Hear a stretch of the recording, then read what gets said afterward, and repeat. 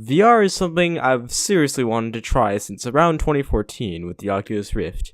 I've never really gotten the chance to try this in home until about now. Since I have a Samsung Galaxy S7, I decided to pick up the Samsung Gear VR headset.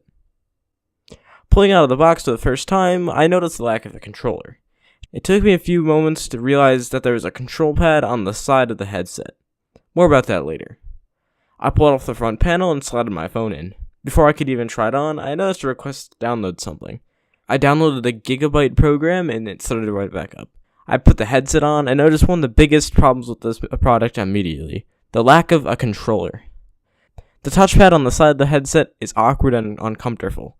It's slow, unresponsive, and even worse, inaccurate.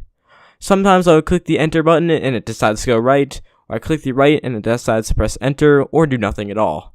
This is the single worst problem on this entire headset. There's a controller that you can buy separately, but this really should be included with the headset. The next thing I did was open up the shop.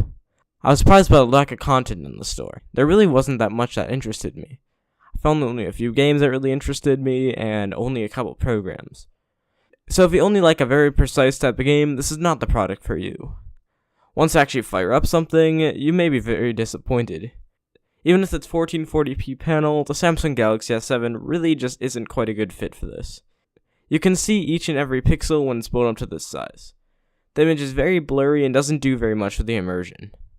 Take, for example, this 4K image of the sky I took a few days ago. Looks pretty cool, huh? Let's shrink this down like this. Now let's make it fill the screen. And it's not so good anymore. This is what it looks like when you're trying to look through the headset. This really needs to be a 4K panel for this to look very good.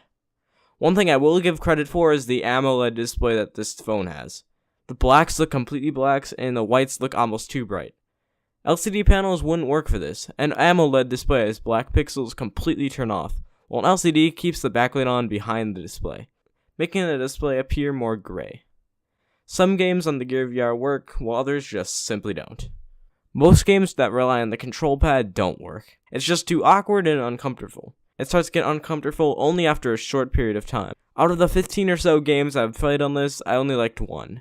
It's called Keep Talking and No One Explodes. Great game, you should buy it, by the way. The rest just really don't. The type of games I like on this thing use motion controls.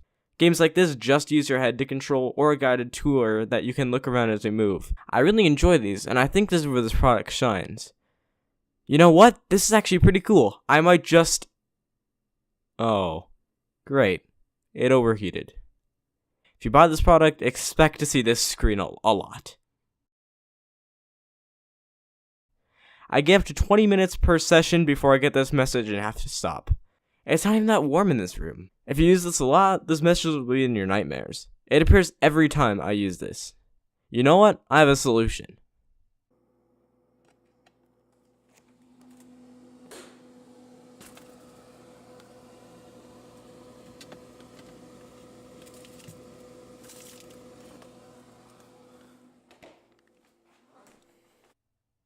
There. I'll come back for that later. Okay, where was I? Oh, right. These cinematic experiences from exploring the remains of Chernobyl or going on a roller coaster in 3D is why I really enjoy this. But there's one thing missing. One thing that you're watching this video on. YouTube. There is no YouTube app. There's also no way to get YouTube running on this thing because it locks everything down to the official VR apps. Instead, you have to purchase an application that allows you to do this. I paid $1.50 for this app, which allows me to disable the automatic opening of the Gear VR Home. I can run YouTube with Google Cardboard mode on my Gear VR, or I can download something from the Google Play Store and use this. I'm not really sure why this functionality isn't already included. It's such a simple thing. I'm gonna go get my phone from the freezer and leave you with some previews. Remember to leave a like if you like this, leave a dislike if you didn't, or consider subscribing. Peace.